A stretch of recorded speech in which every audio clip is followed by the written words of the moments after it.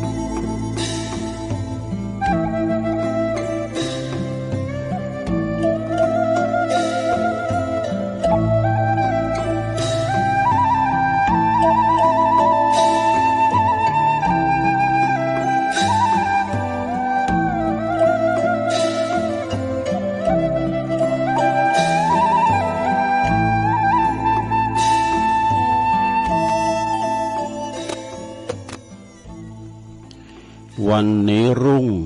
พรุ่งนี้ร่วงดวงไม่แน่วันนี้แย่พรุ่งนี้ยังกลับดังได้วันนี้ดังพรุ่งนี้ดับกลับเปลี่ยนไปโปรดจำไว้ทุกชีวิตอนิจจัง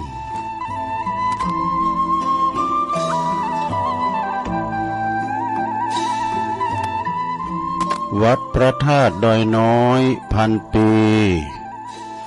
รถดีแคนตาลูปลำใหญ่กวางชนเรื่องชื่อลือไกลกลองใหญ่สืบสารประเพณีขอความนอบน้อมแด่พระรัตนตรัยอันมีพระพุทธพระธรรมพระสงฆ์เป็นสรณะที่พึ่งกราบแนบไต่ไหวสาถวายความเคารพมายังครูบาอาจารย์พระมหาเถรานุเถระตันเจ้าคณะพระสังฆาธิการพระภิกษุสามเณรเจ้าจุโตนจุองค์กุวัดวาอารามพลอมตึงสำนักที่พักสงฆ์โดยก็ขอความเจริญในธรรมเจริญปอนมายังบรรดาปอออกแม่ออกศรัทธาตันสาธุชนนักศีลนักบุญคุณดีทั้งหลายบ่ว่าจะเป็นปอหลงแม่หลงปอลุงแม่ป่าตั้งปีป่าหน้าเอาก่อนลุงไก่แจ้งรายการเสียงธรรมแสงทองซึ่งก็รับผิดชอบบริหารเวลาดำเนินรายการโดยต้นตัวแห่งอาตมาภาพเก่ากระผมตุลุงนันชัยวัฒน์นาคเสโนแห่งวัดพระธาตุดอยน้อยตำบลดอยหล่ออำเภอดอยหล่อจังหวัดเชียงใหม่ก็มาปบมาปะกันในยามค่ำคืนดึกดื่นลูกหลานตันเต่าลับไหลกันอยู่ในห้วงแห่งความนิทราเป็นอาหารตาผักผ่อนตาใส่ตาแต่คุณเฒ่าเฮาสวเฮาตื่นมาปินอ่านว่าบ่ไข่ลับแล้วแตกตื่นมึนตาก็รอให้มันแจ้งขาบหนูขาบในอยู่ในสาลีที่นอนเนาะถ้าลุกมาก็เจ้าอยู่ไปลุกเต้นหลงเอ้ยมันเจ้าอยู่นอนอยู่หันนะฟังรายการตัวลุงข่าเวลาไปมันปุ่น3 โมง 4 โมง5 โมงปุ่นตีนฟ้ายกก็ลุกหนึ่งเข้าเป่าไฟเนาะวันนี้ก็เกมสำหรับกับข้าวอาหารเราจะไปวัดไปว่ากันเป็นวันพระวันศีลเนอวันนี้นะ8 ค่ำแล้ว เดือน10ออก8 ค่ำวันนี้แล้วเน้อจับวันเสาร์โดยศรัทธาญาติโยมทั้งหลาย ศีลหน้านี้เปิ้นจะเข้าวาสาแล้ว เข้าวาสาแล้วศรัทธามันช่างมาโวยได้เข้าวาสาซ้ำเดินแรกนะก็สิว่าจะเมื่นหน่อยเดือน12เดือน13เดือน13ไม่มีได้ตุมันก็จะเป็นต้นเก่งไปถ้าเก่งออกหาเก่งออกเก่งปิ้งก็ออกวาสาแล้วจากนั้นก็วันนี้ก็มาปบมาปะกันก่อนที่จะได้ไปตั้งสถานีวิทยุคืนบุญต่างๆเนาะที่เป็น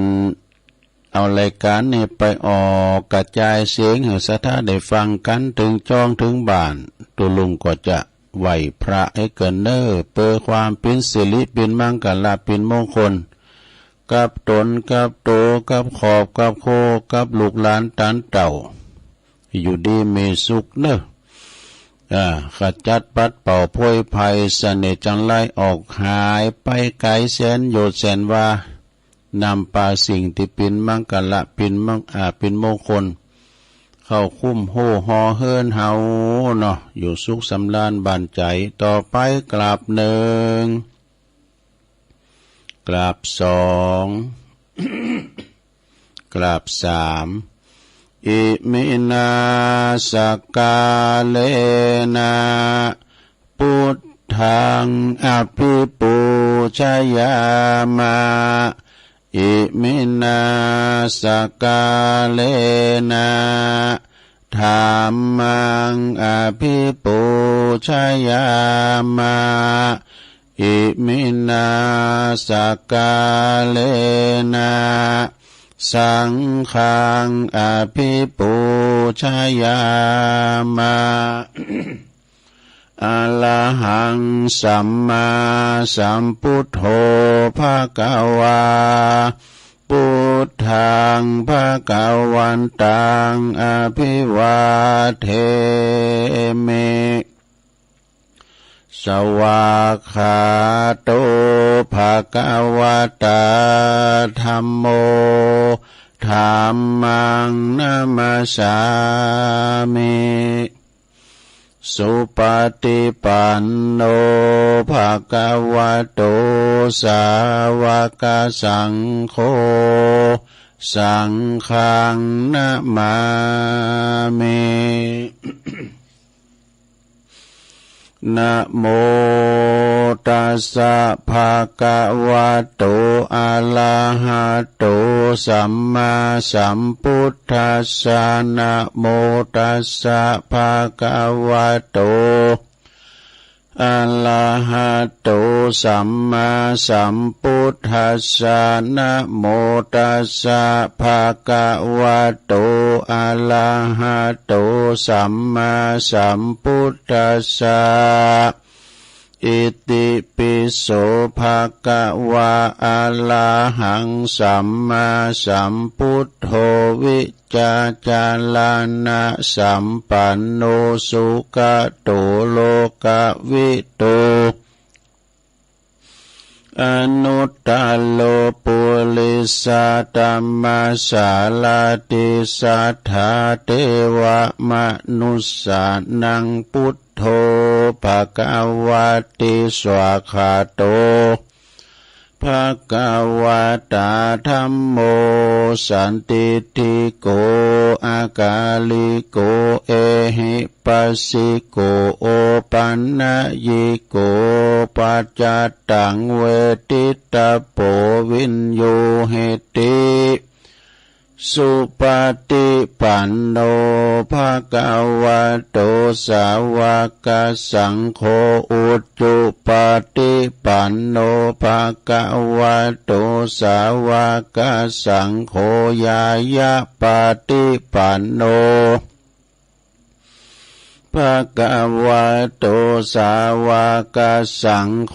สามิจิปฏิปันโนภะคะวะโตสาวกสังโฆญาติตังจัตตาลิปุริสะ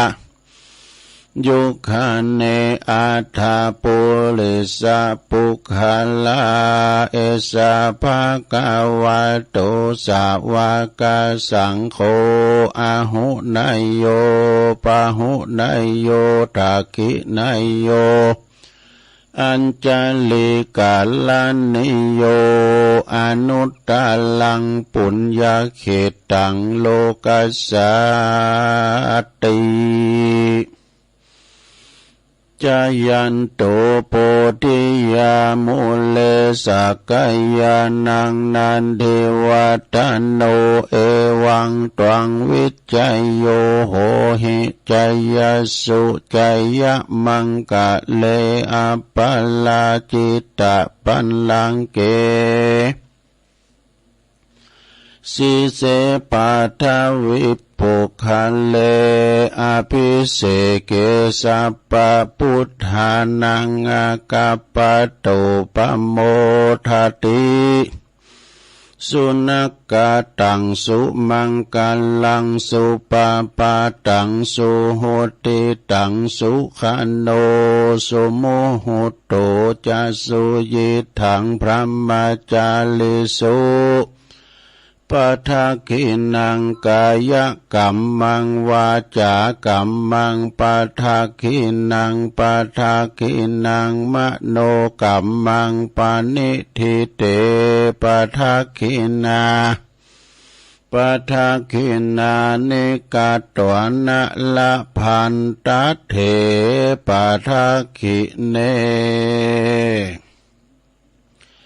สัพพิติโยวิวัจจันตุสัพพะโลกวินาศตุมาเตภวัตวันตรายโยสุขีติกายุโกภวะอภิวาทานาสิลิสานิจังวุตตาปัจจายโนจัตตารโอธัมมาวัฏันติอายุวันโนสุขังปะลังเอาละน้อศรัทธาญาติโยมทั้งหลายตุลุงก็ปิ่นเก้าปิ่นโหนำสวดมนต์ไปปิ่นตีเรียบร้อยก็ขอคุณพาติตาไหลลัตนะผ่านแผ่วตั้งพระเกี่ยวเจ้าสามประการเนาะ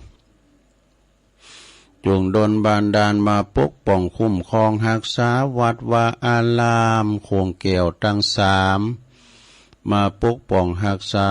อย่างครูบาอาจารย์ประสงค์องค์สามเณรเจ้าอยู่กับวัดกับวาได้มาเป็นตุนเมตตาเผยแผ่สัจธรรมคำสอนขององค์บวรสัมมาสัมพุทธเจ้ามาเป็นหน่อเนื้อนาบุญหือศรัทธาต่างหลายได้มาสักการะปูชากราบไหว้ตานโกเข่าโกน้ำมาโปรดภายยายบุญหือศรัทธาญาติโยมเนื้อได้มาปกปักรักษาวัดวาอารามเนี่ยกันเนาะ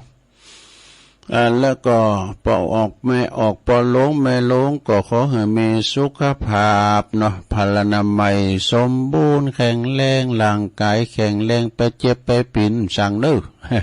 อยู่ปิ่นลมโพลมใสของลูกของหลานแล้วก็ตุลุงก็ขอปิ่นกำลังอกกำลังใจอีปออีแม่เนาะที่เดินเหินไปไหนมาไหนตั้งใดบ้าใดก็เอาอันเนี้ยเด้อเอาวิทยุปิ่นกูปิ่นกิมไปฟังนำฟังทำไปถ้าทุกเจ้าเปิ้นถึงมากูตุนกูองว่าเปิ้นมาออกรายการบางตุนก็มาแห้งบางตุนก็มาดิบ มาดิบก็อย่างตุลุงเนี่ยมาสดโตปิ่นบ่ใจเทปนี่นะบางตุนเปิ้นได้มาก็ส่งเทปมานะเปิดเทปให้ฟังอันนี้ฟังแห้ง ก็น่าฟังหมดศรัทธาญาติโยมทั้งหลายก็น่าฟังหมดเนาะธรรมะของพระพุทธเจ้ามีหลาย84,000พระธรรมขันธ์แล้วก็พ่อบ้านแม่บ้านจะขับรถขับเรือขับแต่กลมใจขับรถขับล่ารถเครื่องรถยนต์เอาก็จะออกจากคุ้มจากโห่ ก็ขอให้มีสติก่อนสตาร์ทเนาะไปกาดไปลีไปดีมาดีทั้งขาไปทั้งขากลับเนาะต่อไปตุลุงก็จะได้ไปตั้งสถานีวิทยุคืนบุญต่างๆเนาะที่เจ้าของสถานีเปิ้นมีจิตมีใจงดงามนำเอารายการครูบาอาจารย์เนาะไปออกจากสถานีของเปิ้นแล้วก็กระจายเสียงไปตามบ้านน้อยเมืองใหญ่กันเปิ้นปืดก็ได้ฟังกันอันนี้ขอบุญกุศลปกปักรักษาของคืนของทันการกรุงลุงเลิงเนอตึงภาคธรรมะแล้วก็ภาคบันเทิงนะมีคุณสอบคุณฟังกันหนักๆหลายๆนะขอบคุณเจ้าหน้าที่ดีเจที่เปิ้นก็กล้องสัญญาณนี่ไปเนาะก็ขอบคุณสถานีวิทยุในเครือข่ายที่เปิ้นรับสัญญาณรายการธรรมะภาคภาษายองช่วงเวลาตั้งแต่ตี 3 ถึง 5 โมงดังต่อไปนี้เนอะขอบคุณสถานีวิทยุคลื่นพระพุทธศาสนาการศึกษาและวัฒนธรรมของวัดไฟหินเนอตำบลสุเทพอำเภอเมืองเชียงใหม่ FM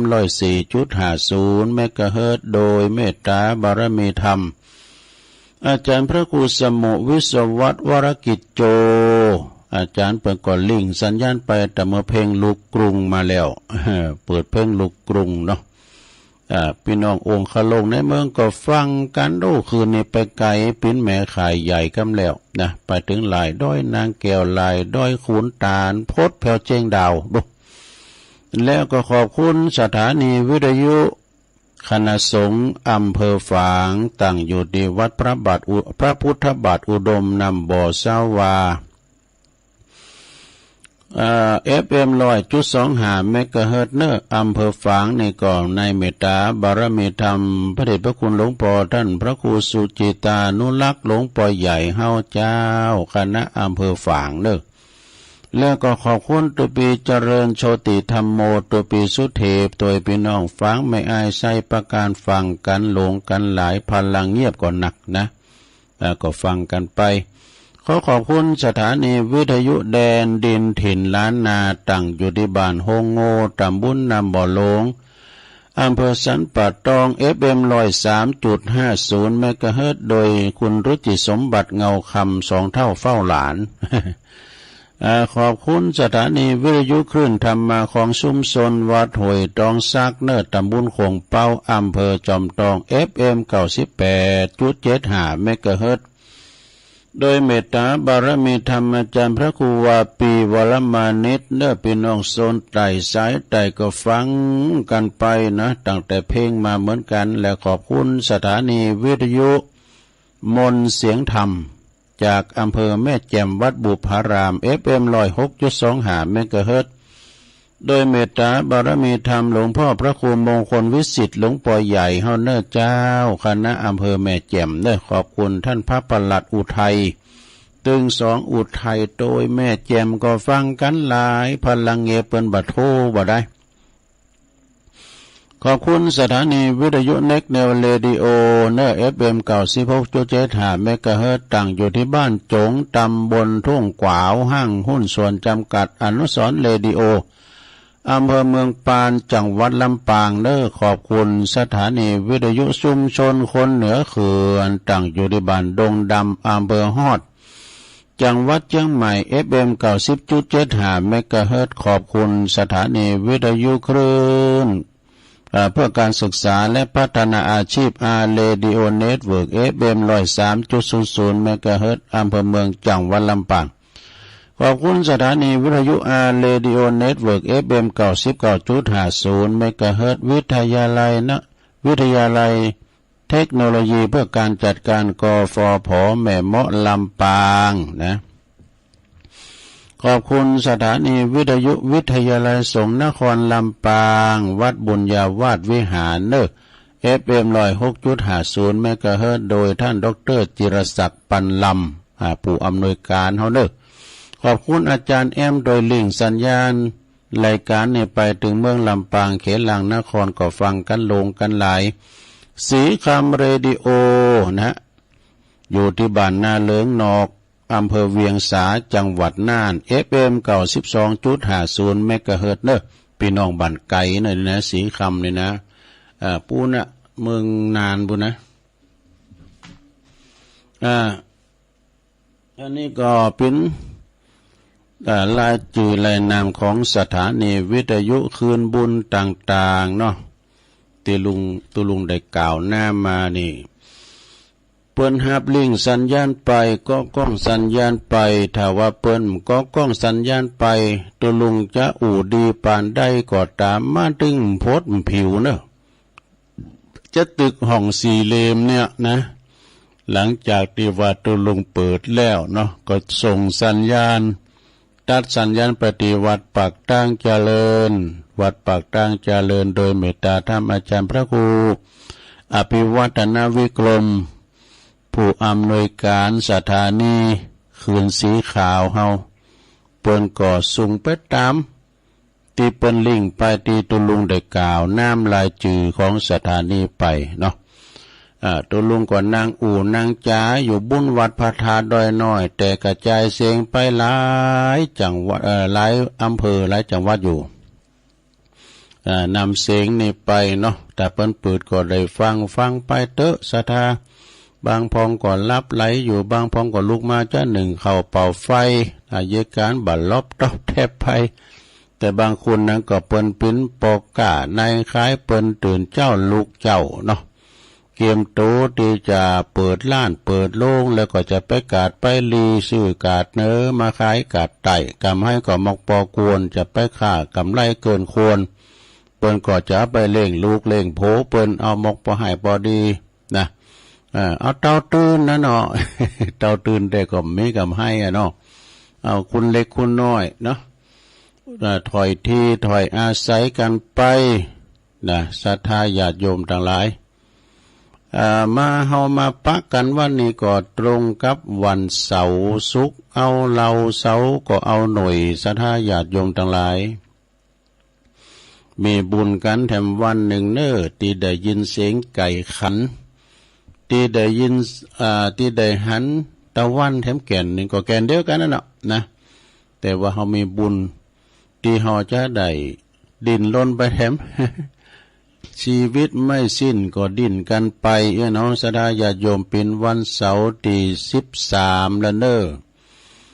ของเดือนกรกฎาคมพุทธศักราช2567เข้ามานี่แล้วนะเดินกรกฎานี่เป็นเดินแห่งอาสาฬหบูชาเป็นเดินแห่งเข้าวัดสาเนอะศรัทธาเราจะได้เข้าวัดสากันในศีลนานี่แล้วการเข้าวัดสาก็ยุดกึกกันนะเด้อนกหนูเพื่อก็ย่างแปลงลงแปลงลังดูเจ้าพาเนนเพื่อก็ได้สัญจรเตียวสันทีไปยามเข้ายามกาเปิ้นอย่างที่ไหนเนาะอยู่กับดีครบถ้วนไตรมาส3 เดือนจำวัดสาอยู่3 เดือนมีการมีงานที่ไหนไปนอนแฮมแก่มือที่ไหนก็มีกรณีพิเศษเรียกว่าสัตตหกรณียังก็ลาไปได้อยู่7 วันศรัทธาญาติโยมทั้งหลายแต่ความจำเป็นแต่ก่อนพ่อแม่เสี่ยงชีวิตไปกัลยาณมิตรมีความเวทนาไข้ซิกก็ไประงับ แล้วก็เป็นมีกรณีพิเศษนะไปเข้าห้องยุคห้องยาอีกอะสัตตหะไปเนาะสมณเณรเนี่ยเป็นถือว่าเป็นวัดสานะเป็นว่าตุเจ้าไปเนาะเอาแล้วเนาะศรัทธาญาติโยมทั้งหลายเปิดเบิ่งเป็นการเสียเวลาก็เลยว่าวันเสาร์นี่เขาจะมีกิจกรรมยกวัดมาบ้านยิงเสาร์นี่ซ้ำจับวันศีลตัว จับวันพระวันศีลวันเสาร์โดยก็เฮาสร้างจินตนาการนะหมายความว่าอย่างเฮาไปวัดนั่นน่ะตุลุงก็จะโทษกรรมต่างๆบางทีบางแห่งไปกว่านักแล้วนี่แต่อันนี้ก็เอามาพอสมโกนเนาะโยงเข้าบาทโยงเข้าปัจเจ้าใส่บาทแล้วก็สวดโยกูห้องสักหน่อยตัวอิตั้งอย่างกินจิวันตาหลงวันตาหน่อยก็แล้วพอดีนะไหวพารับศีลนี่นะเอาแล้วเมื่อว่าพร้อมแล้วเขาก็จะลมทำกิจกรรมกันนะบัดนี้เด้อตั้งอกตั้งใจเด้ออันรับแรกนี่ก็ โยงขันเกี่ยวทั้งสามพร้อมกันไปเลยนะมามิพุทธังคุณาสากาลันตังนะมามิธัมมังมุนิลัญจเตสิตังนะมามิสังฆังมุนิลัญจสาวกัง อาจายโยนโนปันเตอาชกมายาธาปะเลยาธามุลาเหยาธาอากุสเลเยมายังพุทธธรรมสังฆเตสุติลตันเนสุอาติเตวาปัจจุปันเนวาอาวิวายติวาลาโหวากาเยนะวาวาจานะวาวิสังวายติวาลาโหวากายเยนะวาวาจายาวามันนัสวาปะมัตตังวาอากาลวังวาอากาสิมหาติสวายาธาธัมมังปฏิกาโลมาเตสังโนปันเตปุตตาติลาตันนัตยังอนุกัมปังอุปัตตยาอาจายังอาจายาโตปรติกันหาตุขมันตุสัพพังโตสังอายาติงสังวลิสามะปุณเนวังกัลลิสามาสันจิจโตสังอสันจิจโตสังสัพพังโตสังขามันตุโนเอาแล้วจบไปอย่างหนึ่งแล้วสะท่าเลยต่อไปก็จะได้โยงสุมาเข้าพิกขาหารพร้อมกันนะลงเนอะ นะมาเมตุปะบุภาลาจาตันเนโอตานาปิคาหาลาตันเนสหปาลิวาลาตันเนวัลาตาคินาเยกายตัวเลวจีตัวเลมโนตัวเลสันจิจปัมมาเตนาวาอาสันจิจปัมมาเตนาวากายกรรมเมนาวาวจีกรรมเมนาวามโนกัมเมนะวาอาติตาโตสังปัจจุปันนโตสังสัพพังโตสังฆามันตุโนตุติยัมปิตติยัมปินัมมาเมตุปะบุภาลาจาตันเนโอตันนาปิกาหาลาตันเน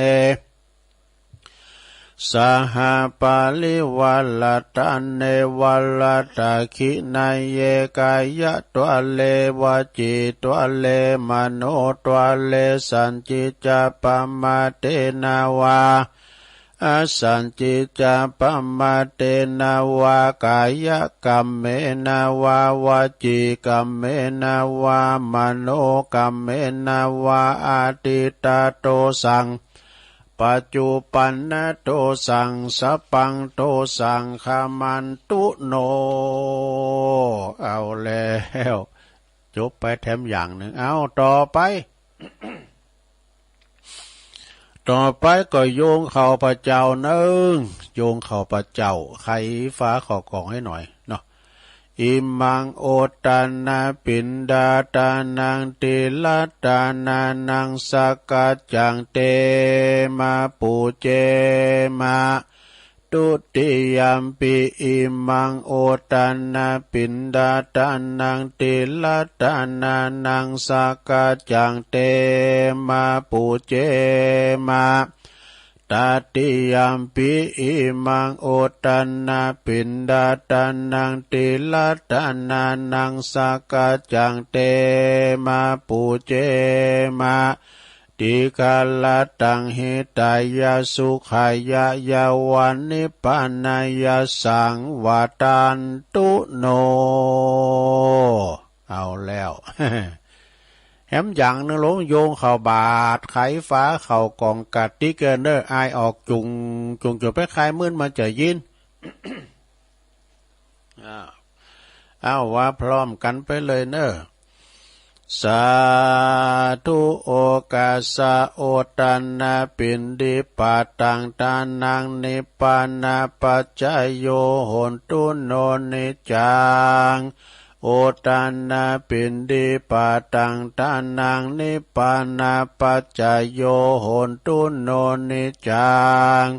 โอตันนาปินดิปาตังตานังนิปานาปัจจโยโหนตุโนนิจังเอาแล้วศรัทธา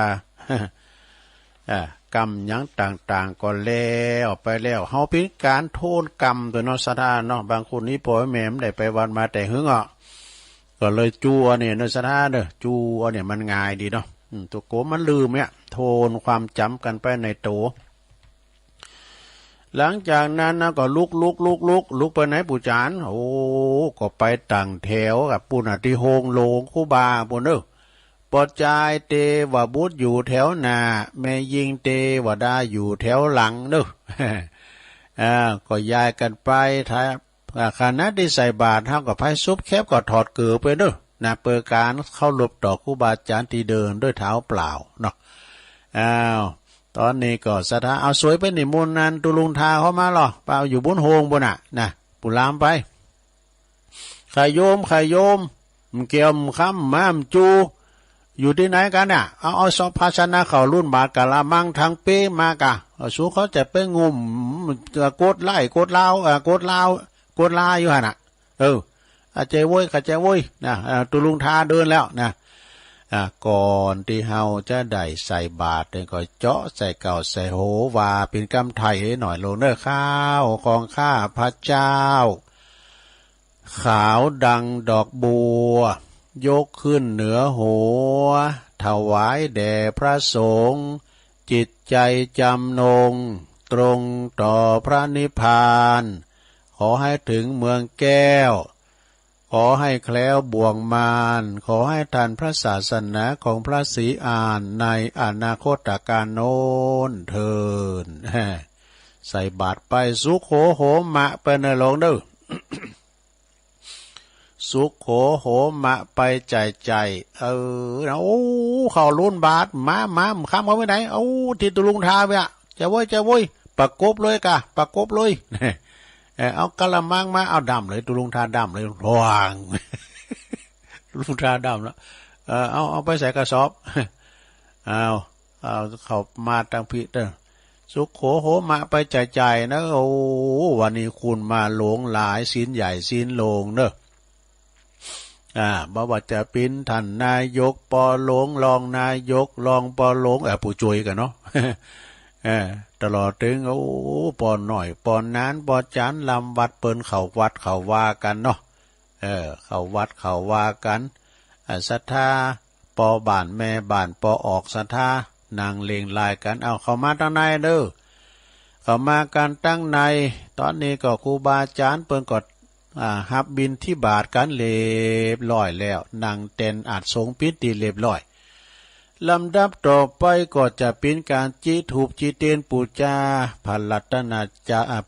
นตรัยพระเกี่ยวเจ้าตั้ง3วันนี้ได้รับเมตตาได้รับเกียรติจากตั้งปอกำนันเนี่ยครับเนาะปอกำนันเฮาเปิ้นได้มาร่วมทำบุญเจ้านี้โดยขอเชิญเปิดมาจีเตีนเนอศรัทธาอยู่ในอาการอันสงบเนอจะไปการดักเงียบนะครับปุรามตั้งจุดเตียนสนวนต่างหมันว่าเนอตอนนี้เชิญปอกำนั่นเนาะเป็นประธานจุดเทียนทูปปูชาพระรัตนตรัยทุกทานปนมมือเนอใจดีคือพระพุทธใจบริสุทธิ์คือพระธรรมใจงามคือพระสงฆ์เนออันนี้กรรมของปอครูโอนเปิ้นว่าอารัมพบทในโมนและโทนะอันผู้ช่วยเกณฑ์ขันศีลให้กับตุลุงทากรรมเอาแล้วเนาะตอนนี้ศรัทธาอย่าบูจานว่าไปเลยมันลาแล้วเพื่อจะไปเยการกันอยู่ต้องมันแตนเหมือนขาตอนนี้ได้เวลาเนาะเขาจะได้หับศีลเนอะศรัทธา7 วันนี่ก็มาหับศีลเติมวันเสาร์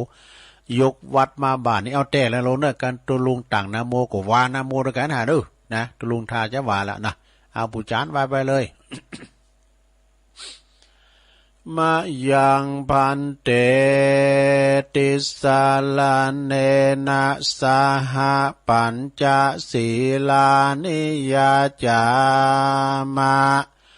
ตุติยัมปิมายังพันเต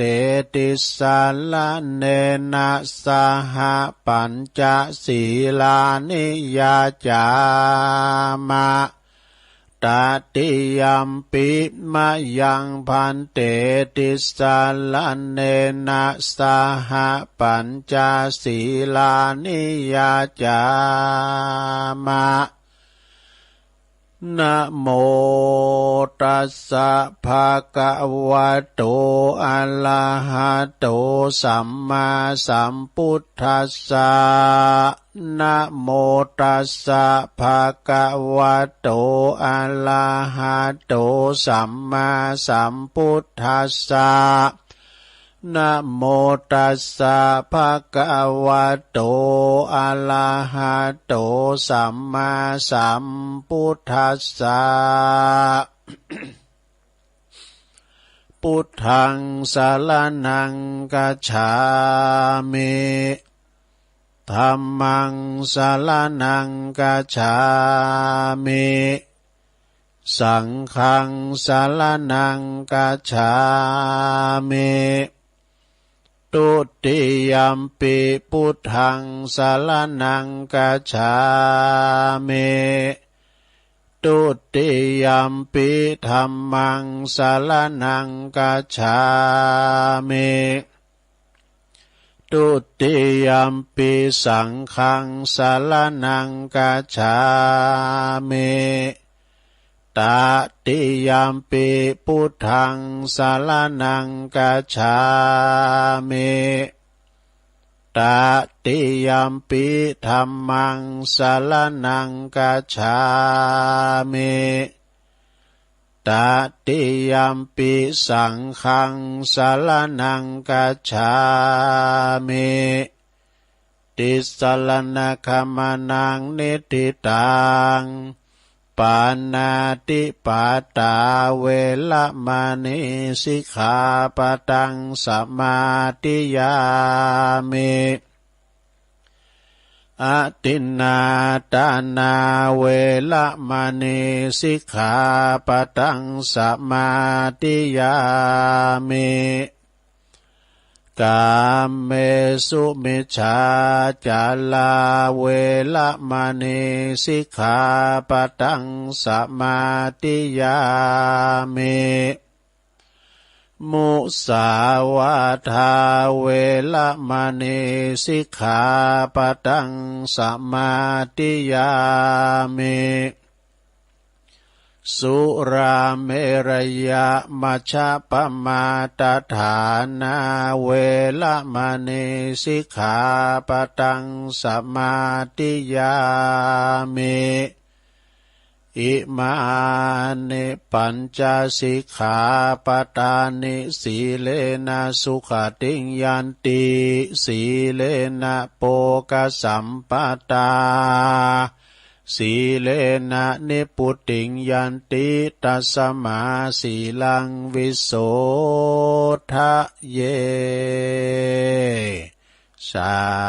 ธุสาธุสาธุเอาหับศีลหาไปปิดติดเรียบร้อ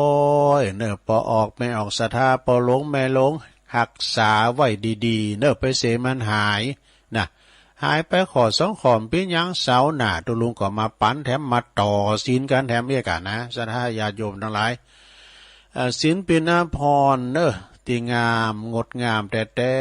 ศีลห้าศีลแปดศีล10ศีล227ประดับกายประดับโตประดับตนไผมีศีลประจำใจจะมีใบหน้าอีบเอิมงามเขาผ่องผิวพรรณวรรณก็จะสดใสวัยะเนอะบ่ได้ปิ้นตุกสังตอนนี้ไปตุลุงก็จะได้สวดพญานกยุงทองเกินเนอเป็นคาถาเขี่ยวขาดปลอดภัยนะพญานกยุงทองนี่ ก่อนที่จะออกจากถ้ำจากที่อยู่ในเปิดจะตองคาถาบทนี่เนี่ยไปที่ไหนก็ตามแค้วคาดบ่อ่านปลอดภัยบ่ติดบ่วงแห้วของในผ่านสักตือแน่นะฉะนั้นก็เวลาศรัทธาไปที่ไหนตั้งใดก็ดีเนาะเขาเดินทางแค้วคาดปลอดภัยเนอะตุลุงจะสวดคนเดียวกันเนอะอุเตอาเปเนาะ อุเตตยัญจคุมาเอกาลาชาหาลิสาวันโนปัทวิปาปาโสตังตังนามัสสามิหาลิสาวันนังปัทวิปาปาสังตายาสากุตาวิหาเลมุติวสังเยพระมนาเวตากุสัปปะตะเมเตเมนะโมเตจามังปะลายันตุนามาตุพุทธานังนามาตุโพธิยานะโมวิมุตตานังนะโมวิมุตติยาอิมังโสปาลิตังกัตวะโมโลจัลลติเอสนาอเปตยัญจคุมาเอกาลาชาหาลิสาวันโนปัทวิปาปาโสตังตังนามัสสามิหาลิสาวันนังปัทวิปาปาสังตายาสากุตาวิหาเลมูลติงเยพระมนาเวตากุสัปปะธรรมเมเตเมนะโมเตจัมมังปะลายันตุนามาตุพุทธานังนามาตุโพธิยานะโมวิมุตตานังนะโมวิมุตติยาอิมังโสปาลิตังกัตวะโมโลวาสมะกะปะยิติโมละปาลิตังเอาแล้วอันนี้เป็นอันสวดนกพญานกยุงทองในลงเนอไปไหนขอเดินทางแคล้วคลาดปลอดภัยนะว่าจะไปตั้งเนื้อตั้งไตไปไกลไปไกลก็ดีนะพญานกยุงทองเพิ่นก็แคล้วคลาดก็ปลอดภัยกับคาถาบทเนี่ยนะโมหับปลิตหรือว่าอุตเตอาเปเนาะเอาละตอนนี้ไปตุลุงจะโยงกุลโลมกันเนอะโยงกุลโลมนะแบบเส้นเป็นงานเป็นการที่ว่าโยงกุลโลมมีอย่างมีกุลมดสนากุลมีตะไดมีหนิมดเด้อสาธุสาธุสาธุข้าขอยกมือ10 นิ้วขึ้นตั้งวางกิ้วไก่เกาเกษาขาจักนำมาสาการไหวพระปิตามีกุล21กุลพระมันดามี12กุลพระแม่โพศพ39กุลพระพุทธเจ้ามี56กุลพระธรรมเจ้า38กุลพระสังฆเจ้า14กุลอาจารย์มี10กุลกรรมฐานมี8กุลไฟมี6กุลลมมี7กุลแม่ธรณีมี21กุลคงแม่น้ำคงคามี12กุลอัคคัลละ33กุลศีล5มี11กุลศีล8มี12กุลศีล10มี21กุลจตุปัลลิสุตตศีลมี27กุลอรหันตาคือมรรค4ผล4นิพพาน1รวมเป็น9กุลอัสสาสะปัสสาสะนิสาวาสอัสสกุลพระวิหาร84,000 ปันลังกุลพระมหาเจติยาเจ้า84,000 ปันดวงขออาราธนาพระคุณเจ้าต่างหลายเหล่านี้จุงมาเป็นสอยประดับสำหรับกายอันประเสริฐเมื่อข้าพระเจ้าต่างหลายดับจิตใจ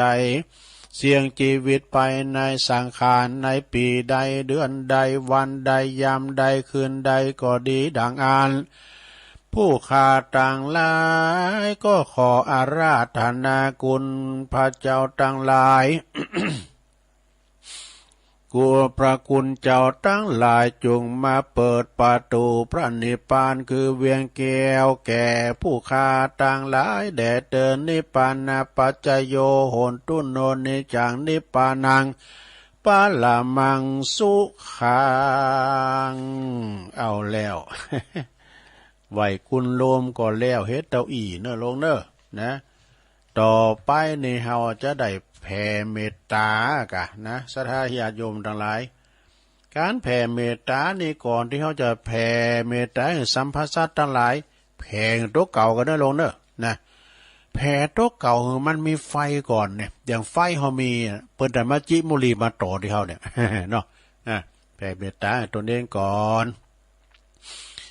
อาหังสุขิโตโหเม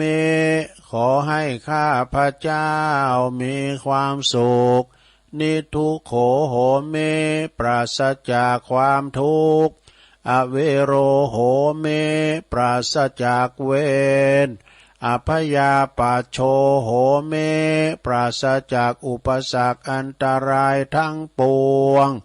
อนิโคโหเมปราศจากความทุกข์กายทุกข์ใจสุขีอัตตานังปริหาลเมมีความสุขกายสุขใจรักษาตนให้พ้นจากทุกภัยทางสิ้นเถิดเอาแล้ว อันนี้เป็นแผ่เมตตากับตัวเองนะลุงเนอะตอนนี้ไปก็แผ่ให้กับสัมภสัตว์ต่างหลายแผ่เมตตานี่นะว่าพร้อมกันไปเลยสัพเพสัตตาสัตว์ทั้งหลายที่เป็นเพื่อนทุกข์เกิดแก่เจ็บตายด้วยกันทั้งหมดทั้งสิ้นอเวราโหนตุจงเป็นสุขเป็นสุขเถิดอย่าได้มีเวรแก่กันและกันเลยอภัยยาปัชชาโหนตุจงเป็นสุขเป็นสุขเถิดอย่าได้เบียดเบียนซึ่งกันและกันเลยอเนคาโหนตุจงเป็นสุขเป็นสุขเถิดอย่าได้มีความทุกข์กายทุกข์ใจเลยสุขีอัตตานังปริหารันตุจงมีความสุขกายสุขใจรักษาตนให้พ้นจากทุกภัยทางสิ้นเถิดเอาแล้ว อันนี้เป็นการแผ่เมตตานะเป็นบาลีแล้วก็แปลตัวต่อไปเอากรรมไทยอะไรทำไมให้หน่อยนึงก่อนเนาะแผ่เมตตานะ ข้าพระเจ้าขอตั้งจิตอุทิศผลบุญกุศลนี้ไปนี้แผ่ไปให้ไพศาลถึงบิดามารดาครูอาจารย์ทั้งลูกหลานญาติมิตรสนิทกันคนเคยรักเคยชังแต่ครั้งไหนขอให้ได้ในกุศลผลของฉันทั้งเจ้ากรรม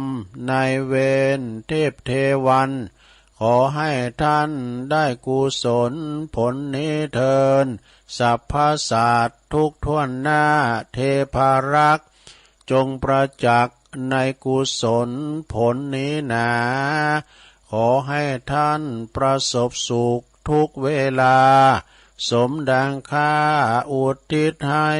ด้วยใจเทินเลวไปทำอย่างเลย เนี่ยเลี้ยวไปปิ้นอย่างความจริงนี่ก็แต่ละวัดนี่เปิ้นอาจจะหนักเลยนี่ก่อนนะแต่อันนี้เฮาแผ่เมตตาต่อไปเฮาจะได้แผ่เมตตาแบบเมืองนะลงเด้อแบบเมืองอย่างไรก็อีตังอย่างกินเจียแล้วก็วันตาหน่อยวันตาหลวงก็แล้วอันนี้ไหนนะเอาเด้อต่อไปเกมน้ำยาได้ไปยาเสงให้ในลงเด้อหยาดกึ่งนึงก็เดียวยาถาวาลีวหาก็ยาแถมกึ่งนึงนะแต่ไปยาเสงเตอเอาให้กึ่งนึงกันเด้อแต่ตึงโขเนี่ยแต่ไปข่มตบลงไปนะว่าอีตังพาลมกันไปเลยอิตังทานากรรมังเนปานาปัจจายโยโหตุโนเนจังอิตังศีลกรรมังเนปานาปัจจายโยโหตุโนเนจัง อิตังภาวนากรรมังนิพพานะปัจจโยโหตุโนเนจังยังกินเจกุสาลังกัตตาปังกัมมังสัพเพเหกาเตเหกาตังปุญญังโนอนุโมตันตุสุนันตุพนโตเยเตวะอัสสามิงทานเนอติกาตาติกายุกาสัตตาหนตุสัพพสัตตาสุขิอัตตานังปาลิหาลันตุมาตาปิตาสุขิตาหนตุทุกขาปัมมุญจันตุสัพเพยติกาสุขิตาหนตุทุกขาปัมมุญจันตุสัพเพอัญญาติกาสุขิตาหนตุทุกขาปัมมุญจันตุสัพเพปิสัสสัพเพยาคาสัพเพเปตาสุขิตาหนตุทุกขาปัมมุญจันตุสัพเพนาคาตาสุขิตาหนตุทุกขาปะมุญจันตุสัพเพเทวาสุขิตาหนตุทุกขาปะมุญจันตุสัพเพอาจาริยุปัจจยสุขิตาหนตุทุกขาปะมุญจันตุสัพพสัมปติโยสามิชันตุโว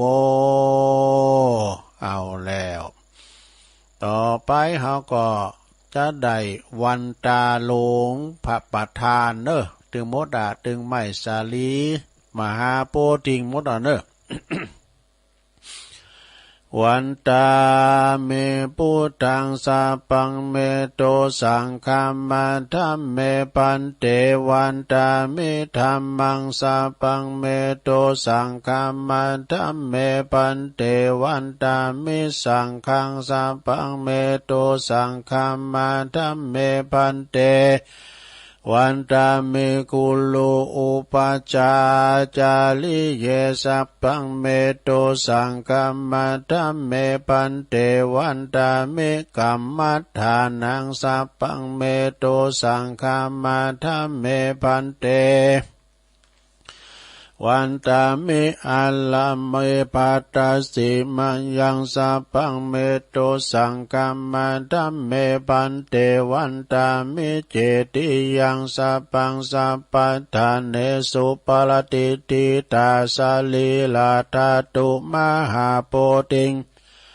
พุทธโลปังสกาลังสันตานากาโลเกเทวโลเกพรหมโลเกจมปุติเปลังกาติเปสลีลาธาตุโยเกสาธาตุโยอาลาหันตาธาตุโย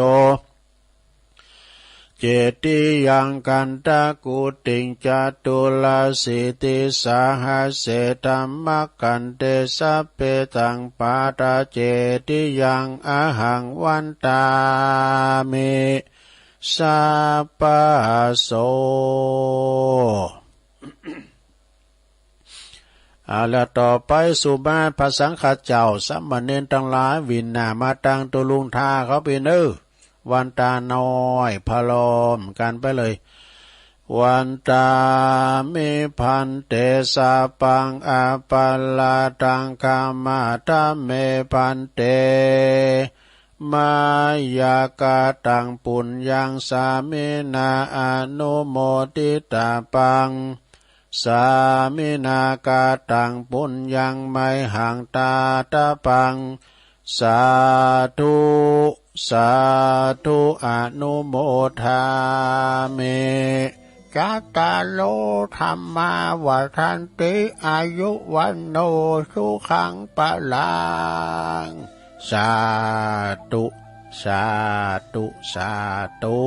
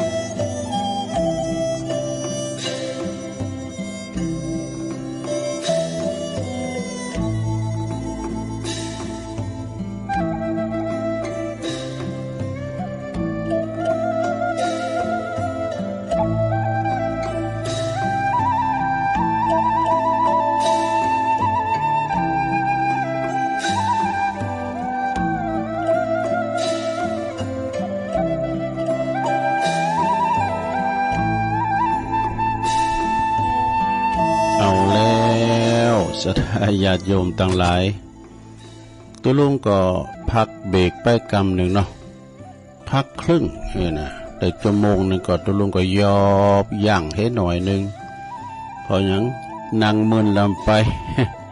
เตียวไปเตียวมาหยุดสินหยุดสายเนาะแล้วก็มาจิบน้ำลุงคอมันได้จุ่มคอทำหน่อยหนึ่งเรามาอู่กันต่อชั่วโมงที่สองกันต่อไปขณะนี้ตานทั้งหลายก็กำลังฟังรายการสัพเพเหระปกิณกะขอนลุงไก่แจ้งดำเนินรายการโดยตุลุงยองจัดรายการอยู่ที่บุญห้องสงฆ์วัดพระธาตุดอยน้อยตำบลดอยหล่ออำเภอดอยหล่อจังหวัดเชียงใหม่นะมาปบมาปะกันในยามค่ำคืนเวลามาเจ้าให้มันโลงดีเหรอสมองมันโลงดีอู่ใดไปปิ้นพองไอ้กันเนาะ แล้วก็มันเวลาตัวลุงมันหนักมันหลายถึง2 ชั่วโมงก่อนเนี่ยนะเอาอันนั้นมาวาหน่อยเอาอันนี้มาวาหน่อยขันรายการกันไปเนาะฉะนั้นศรัทธาญาติโยมทั้งหลายก็ฟังกันไปเนอะฟังกันไปรับกันไปก็บ่ว่ากันเนาะศรัทธาญาติโยมทั้งหลายข่าวสารงานบุญก็มีอยู่ก็เดี๋ยวก็คอยประกาศ แต่ก็เกิดแก่เจ็บตายเป็นกฎธรรมชาติของชีวิตเฮาควรเฮาสายปีสายน้องลงหลับดับขันไปก็ต้องไปจุยกันนะอันนี้ก็ข่าวเคยยาตุลุงนะคือปอกกะถินปั้นดอนตองอายุปนได้17 ปีปัจจุบันไหนปุ้นบ้านห่างตำบุญแม่นาวางอำเภอแม่อายปุณฟางบุญนะหลายฟางเปิ้นได้เสียชีวิตไปเนาะแล้วก็ตั้งศพบำเพ็ญกุศลไว้ที่บ้านก็ทำการชาปนกิจกันในวันจันทร์นี่เนาะวันจันทร์พุ่งฮือนี่กะอันนี้ก็เป็นหน้านุงสูงซ่องตุลุงเนาะปีแล้วหน้ายิงตายตุลุงก็ไม่ได้ไปปีนี้ก็หน้าตั้งหลายก็โทรมาก็จำเป็นที่จะต้องไปลมจุงศพส่งสการต้านขับหน้านุงสูงซ่องเนาะวันติดนี่ก็จะได้เดินทางไปนอนในสักคืนเนาะ ไปไม่ได้ไปเมื่อเนาะนะหาปีหาน้องมีกระเปินมาแอวเฮาเนี่ยไม่ได้ไปหาเปินก็เลยว่าจะไปส่งศพเนาะคือว่าตายเนี่ยมันถึงข้างสุดท้ายแล้วเนาะแต่ก่อนก็พอเฮาแม่เฮาตายเปินก็มาเป็นข้าวเป็นกันเวลานี้เปิ้นก็เสี่ยงบุญไปก็จำเป็นที่จะต้องไปวันติดเนาะวันติดก็เดินทางไปนอนในคืนหนึ่งวันจันทร์เสียทราบเรียบร้อยก็ปิก อันนี้ก็รายการวันจันทร์ก็คงจะได้ยกเลิกไป จะได้ส่งรายการขึ้นให้น้องเจเนอะวันจันทร์นะตอนบ่าย3 โมงแรงอันนี้ก็เป็นการที่ว่าเราสู่จู้กันฟังเนาะการเป็นการตายเป็นธรรมดา จาติจลาปยาติมรณะที่แรกก็เก็บกรรมเอาทำมาเหมือนกันนะวันนี้มันเปิ่งกับวันศีลในกับเสงแบบไปเฮ้ยลองพอละเสงมันโลง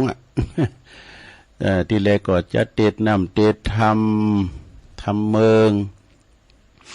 มันเพาะมันเปิ่งกับ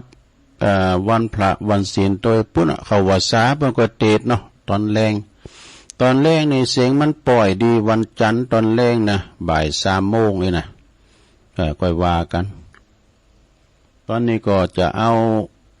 หนังสือคติธรรมของอาจารย์พระครูสุเมธธรรมเสวีแต่มาเล่าสู่จูกันฟังกันเน้อศรัทธาญาติโยมแล้วก็จะมาเล่านิทานโดยนิทานก็มี2-3 เรื่องอยู่นะนิทานกล่อมแล้วก็ขยายความไปตัวอีนะเนาะต่อไปเป็นบทที่73นี่ท่านผู้มีฤทธิ์มีเดชมีบารมีมีอำนาจอันสูงสุดนี่นะ จะแสดงต่อโลกโดยความอดกันอดทนสงบเสงี่ยมเนอะเปิ้นบ่โอดโตเปิ้นบ่โอ้โอดในการสงบในบารมีของเปิ้นเพราะว่าขันติคือความอดทนก็คือเทพอาวุธอันยิ่งใหญ่นี่กันแต่ว่าไผอยู่ที่ไหนแล้วมีความอดทนนะมาดึงแป้ห่อแป้มานหมดน่ะเปิ้นว่าหยังก็ดึมหืมบัดเทงเปิ้นนี่นะเอาเปิ้นว่าให้นะโอ้ตัวการเอาเปิ้นว่าก่อมตอมตัวมาแล้วเขาคำโหน่ะจังมัน บ่ตอบบ่โตเป็นขันติคือการเหยียดยามการนี่ขันติความอดทนต่อทุกสถานการณ์นะเป็นเทพอาวุธอันยิ่งใหญ่เนอต้าวสักกะเทวราชได้วชิราวุธอันมีมหิทธานุภาพหนักก็เพราะว่าเกิดจากอานิสงส์ของขันติที่เคยบำเพ็ญมาเนอนี่ขันติจึงเป็นอำนาจอันสูงสุดนะไล่ไปว่าผู้ไร้ขันติจะกลายเป็นผู้ที่ไร้อำนาจวาสนาเนี่ยก็ห้ามอดทนนะไปเยการตีหันก็ว่าเปิ้นเลิกคำลงไปนะน่ะโอ้ไปเยการตีหันมันเล่งบาดเดียนี่เบากดเนาะก็คือมีความอดทนนั่นเองแล้วก็จะต้องตกต่ำเข้าสู่เขตของไร้เป็นผู้ไร้สมรรถภาพเนี่ยก็มีความอดทนนี่นะพระพุทธเจ้าเป็นตรัสสรรเสริญผู้ที่มีขันติไว้มากมายเนอะขันติคือความอดทนเพราะว่าเป็นธรรมอันทำให้งามนะขันติคือเป็นธรรมอันทำให้งามแล้วก็เป็นธรรมที่ทำให้มีอำนาจด้วยนี่อยากจะเลื่อนในธรรมให้ฝึกอดกันอดทนเนอะอยากเริ่มใสเพราะว่าอยากเสริมไม่นะอยากเสริมเนี่ยก็จงปล่อยใจไปตามอารมณ์นี่อบายภูมินี่เป็นจุดหมายของผู้ที่ไล่ขันติเนี่ยต้องใจความอดทนในลงเนอชบไปหนึ่งบทละ ขันติคือความอดทนสุรจจะคือความสงเงียมสงเงียมเจียมจิตเจียมโตเจียมตนเนาะอันนี้ก็อยู่ในธรรมนวโกวาทเหมือนกันทำอันทำให้งามสองอย่างคือหนึ่งขันติคือความอดทนสองโสรจะคือความสงเงียมเป็นกูกันดูนะความบุพการีอย่างเงี้ยนะขันกตัญญูกตเวทีกตัญญูกับกตเวทีนี่แยกกันนะกตัญญูคือความหู้กุลเบิ้นกตเวทีก็คือคิดจะตอบแทนกุลเบิ้นเอกนะต่อไปเป็นบทที่14ลงคติธรรมนำความสุขเนื้อศรัทธาเปิ้นว่าอย่าลงโทษไผเพียงเปอความสะใจน่ะถ้าอย่างนั้นการลงโทษจะบักก่อเกิดประโยชน์อันใดเมื่อจะลงโทษจงเปิดตั้งให้เขาได้แก้ไขแล้วกับเนื้อกับโตตัวเนื้อเนี่ยก็ในพระเยแทมซ้ำปรับปรุงแถมใหม่เปลี่ยนแปลงแถมใหม่อย่างเก่าอย่างเดิมนี่เอาละทิ้งไปปรับปรุงโตพิจารณาตัวเองนะการทำลายคนเลวไปคนหนึ่งหรือเปลี่ยนคนเลวเป็นคนดีน่ะเป็นอานิสงส์อันยิ่งใหญ่นะแต่คือเปิ้นกับเนื้อกับโตนะเปิ้นว่าเปลี่ยนคนเลวแบบว่าทำลายคนเลวคนหนึ่งแล้วก็หรือว่าเปลี่ยนคนเลวเนี่ยกลายเป็นคนดีคนดีอย่างไหนจะดีกว่ากันนี่การลงโทษภัยหืดตั้งเมตตาจิตหืดติ่มเปี่ยมเมื่อว่าจะมองหันวิธีเกิดนุนผู้นั้นแก้ไขแล้วก็กับกับโตไกการทำลายนั้นอยากง่ายหนักการทำลายนี่ง่ายนะสดาญาติโยมทั้งหลายแต่การสั่งสรรค์นี่เป็นว่าจัดว่ายากกว่า การสั่งสรรค์นี่ยากกว่าอย่างเขาอย่างมีการไม่งานติวัดติวาก็ตามเดือเขาแป้งอย่างปดโตได้ย่องได้แป้งอย่างโตต่างมานั่งเต้นกำสานแน่แป้งเป็นระเบียบละร้อยนะปดโตใจเวลานะ กับเวลาว่าเขาเลี้ยวการแล้วงานหึ่งห้างก็เดียวแล้ว อย่างเขาไปงานศพงานสร้างแล้วเนาะมาไปงานศพปิกมาในเต้นอย่างนี้เรียบร้อยหมดอ่ะเลยก็เฮินเป่าเก็บโต๊ะเก็บต่างหมดที่เปิ้นไปประจ้าเปิ้นเก็บส่งของมาลงนะอันนี้เป็นอย่างอี้นอกสถาด้วยความสมัครสมานสามัคคีเมื่อมีจิตเมตตาก็จะมองโลกอย่างเข้าใจแล้วก็หึงอภัยเนอะมองโลกในแง่ดีเขาจะมีแต่จิตเมตตามีจิตใจที่หึงอภัยตลอดเวลาปรารถนาที่จะเกิดกูลมากกว่าจะทำลายล้างนะโลกเฮานี่มีสิ่งโหดร้ายมากอยู่แล้วถ้าบ่จำเป็นก็อย่าเพิ่มเข้ามาอีกนี่อันนี้ก็บทที่14ก็อันละเหมือนกันเนอศรัทธาญาติโยมทั้งหลายก็ฟังไปรับไปลงนะตัวลุงก็จะว่าไปเลยนะว่าไปเลยเป็นบทที่75นี่บทที่75แปลว่าจะไปพอคุณอย่าเพิ่งมองคนบางคนว่าไร้ประโยชน์นี่คุณเฮานี่เกิดมาเป็นคุณนี่มันจะไร้ประโยชน์นะจะเป็นเศษคุณเด่นคุณน้ำใจเป็นวันนอนทับเสือนอนทับหมอนว่าไหวนะก็ถือว่ารักษาไว้แล้ว นอนทับเสือนอนทับหมอนไหวบ่เหือมันปิวก็ถือว่าดีแล้วดูโอ้บ่นายมอนก้านบ่นายมอนเหลิมเนี่ยรับก็ว่าดีว่าหั่นอยู่บ้านเฉยๆก็จอยบ่เหือโปกขึ้นบ้านนี้ยังดีอยู่นะถ้าหลวงพ่อเราซะนะ คุณเฮานี่มีเทวดาคุ้มครองนะตัวลุงประสบโดยตัวเองสมัยก่อนนี่มกเป็นบ่าวเถวนี่กันเนาะไปเยอะไห้นี่เยอะไห้ในปกะปวดจำไข่จำขาวอ่ะหน้าบัดเดี๋ยวนี้ก็เป็นจำจุมพูกัน จำจุมพูกันเนาะมีอาหารวันหนึ่งนะไอ้ป๋าเขานี่เป็นลุนปีถูกปนไปตั้งลุมเดี๋ยวเขายังอยู่บนดอยไปก็สัก3 โมงเนี่ยกันเนาะ3 โมงเนี่ยบ่าย 3 โมงเนี่ยนะแรงหนูเขาไปเขาก็ไปย่าอยู่คนเดียวกะแล้วก็มีห่าง2-3 หลังห่างเดบินแปลงแล้วเขาเป็นเพิ่งผักเป็นห่างนอนให้ปวดโรคำมาว่าโหก็เขายิ้มมาตามเดียวเขากูก็กูเนี่ยเนาะอยู่คนเดียวนี่สมองแหล่ามเนี่ยกับมอกู หมาก็ไม่สักตัวเนี่ยอยู่คนเดียวเนี่ยรถถีบก็จอดอยู่ปื้นห่างนี่ปิ้นแหลบไปนี่โกขโมยขโจรก็โกพองแล้วลุ่มหลงฝุ่นตกลุ่มหลงปรากฏว่าห่างที่hanมีคนอยู่นะลุ่มแล้วเนรนาดัชดาก็แล้วตุลุงเรียนตุลุงนอนขึ้นปีนี้บ่ต้องขามนักแก่เลย มันจะขามเปิ้นว่าเทวบุตรเทวดารักษาตนโตเฮาเนี่ยบ่เหือได้ลุ่มบ่เหือได้ปิ้นสร้างอีกอ่ะนี่เปิ้นว่าดูคนเฮาเนี่ยมันจะอยู่คนเดียวนะเปิ้นว่ามีเทวดาหังไผมันคุ้มครองเนี่ยประวัติต้านหือกับเทวดารักษาตนโตเนี่ยมันมีดู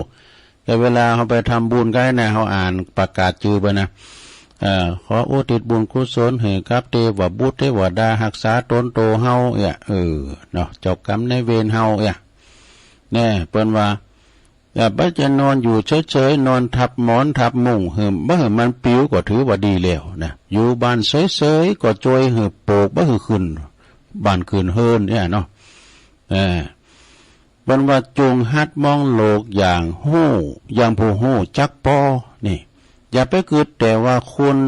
รอบข้างจะต้องสร้างประโยชน์ใหญ่ให้เฮาถ้าเขาบ่ได้สร้างประโยชน์ยังขึ้นมาเลยแล้วก็เพียงแต่บ่ได้ทำให้คนอื่นเดือดร้อนก็ถือว่าดีมากนี่ เปิ้นมาเบียดเบียนเปิ้นไปให้คนอื่นเดือดร้อนก็ถือว่าดีแล้วถ้ามีคนมาด่าเฮาจงขอบคุณเขาจงขอบคุณเขาตีเขา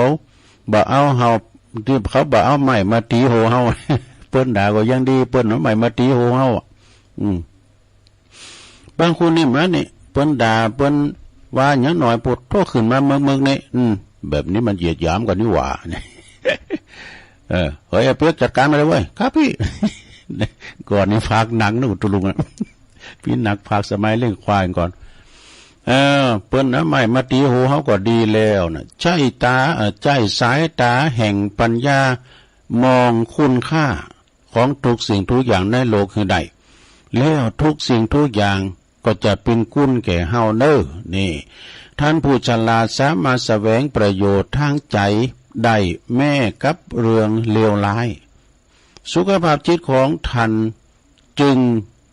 ดีตลอดกาลเนี่ยมีปัญหาอันยังคือที่มันมาโจมตีก็ได้แต่ตีภายนอกเท่านั้นอย่าปล่อยให้มันมาโจมตีภายในจิตใจเป็นเด็ดขาดจบลงไปซะดาบทนี้ก็75กว่าเน็ตเหมือนกันเนอะซะดาเนอะแถม2บทจัดเต้นก็ให้2บทนี่ยาวเหมือนกันเนอะก็พิสังนะเวลาตัวลงก็ถึงหลายฉะนั้นซะดาญาติโยมทั้งหลายนะเป็นคติธรรมเตือนอกเตือนใจแต่ตัวลุงก็ย้ำได้พอตั้งในไลน์นะที่เปิ้นสูงมาทางอินเทอร์เน็ตก็ไอ้น่ะเปิ้นถึงมีดอกสูงมานะก็สูงมาก็เอามาเผยแผ่ที่จริงในเปิ้นที่เปิ้นมีเฟซมีไลน์เปิ้นก็อ่านหมดแล้วก็ตาสีตาสาปรู้ไม่หลงเขานี่กะที่เปิ้นย้ำได้อ่านน่ะมันแปลว่าอย่าได้ตู้ตัวลุงก็เอามาแผ่ขยายให้ฟังเนาะต่อไปเป็นบทที่76นะศรัทธา76บัณฑิตแปลว่าผู้หู้บัณฑิตหรือว่าทิศเนี่ยตั้งเฮาในห้องนานเนาะนานเนี่ยไปในมนต์ตุเจ้ากับร้อยตั้งไต่เพราะว่าไอ้ทิศเนี่ยหรือว่าบัณฑิตเนี่ยก็ผู้รู้คือเป็นสุขนะพินนานนี่คือมันบูดมาเป็นสุขแล้วคุณดิบแล้วล้างตันเนี่ยมันก็อย่างบัณฑิตแม่มีปัญญาหนักแต่เนี่ยจะยอมโง่ถ้าจะต้องเอาความฉลาดนี้ไปใจในการทรยศคดโกงอันนี้เพิ่นเอานะบัณฑิตนี่ถ้าว่ายอมโง่ดีกว่าที่จะเอาความฉลาดนี้ไปในการทรยศคดโกงนี่เมื่อคนชั่วประนามว่าโง่บัณฑิตรู้สึกว่าเป็นคนชมเชยเราดูบัณฑิตนะเปิ้นมองกลับเนอะสมมติว่าเปิ้นเป็นบัณฑิตนักปราชญ์คุณมาตีต้อยไม้จ้าว่าบัณฑิตจะถือว่าเปิ้นชมเชยเฮาเมื่อคนเลวสรรเสริญบัณฑิตก็จะรู้สึกว่าสะดุ้งจากหายนะนี่เปิ้นสอบยอเย้ยเปิ้นสอบยอเนอะบัณฑิตนะมายกยอต่อฝ่ายในเปิ้นสู่แต่เปิ้นมาสอบติเปิดก่อนะไม่ติเปิดทำลายคำชมเชยของนักปราชญ์อันนั้นนำน่าฟังแต่คำตำนี้ยิงจะน่าฟังกว่าเนี่ยถ้าว่าบัณฑิตในเปิ้นตำนี้เฮานะหมายครับว่าเปิ้นจี้ขุมทรัพย์เฮาเนอะเนี่ยบกพร่องตรงนั้นเนอะตรงนี้เนอะเขาจะได้ปรับปรุงแก่ตัวคำตำนี้ของนักปราชญ์นะคำตำหนิของนักปราชญ์คือโอวาทอันประเสริฐแท้ๆซะนะบางพองนี่อันนี้เปิ้นตำนิติเตือนหน่อยโธ่มันได้นะไปเถงเปิ้นก็นี่ทำเตือเฮาบกพองเฮาฮู้ว่าเฮาบกพองตรงไหนแต่เปิ้นติเฮามาก็หมายความเปิ้นจี้คุ้มทรัพย์กันเฮาก็จะได้ใจจะทำตามอำเภอนำใจเนาะคนฉลาดแสวงหาครูอาจารย์เปิดฟังคำติเนี่ยคนฉลาดนี่นะคนโง่แสวงหาครูอาจารย์เปิดรับฟังคำชมเนี่ยคำชมสรรเสริญเยินยออีกเนาะผู้ที่มีความละอายและก็เกรงกลัวต่อบาปจะขวนขวายแก้ไขตนเสมอนี่แปลว่าฟังเตือนตนด้วยตนเพื่อพัฒนาจิตให้สูงขึ้นอยู่ตลอดนี่หันคุณในกุศลอย่างยิ่งแม่กุศลนั้นจะเพียงเล็กน้อยนี่หันโทษในบาปอย่างยิ่งแม่บาปนั้น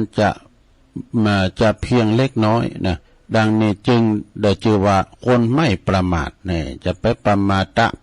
ได้ลงเด้อเป็นว่ายอมแพ้ภัยนอกเพื่อเอาชนะใจตนนี่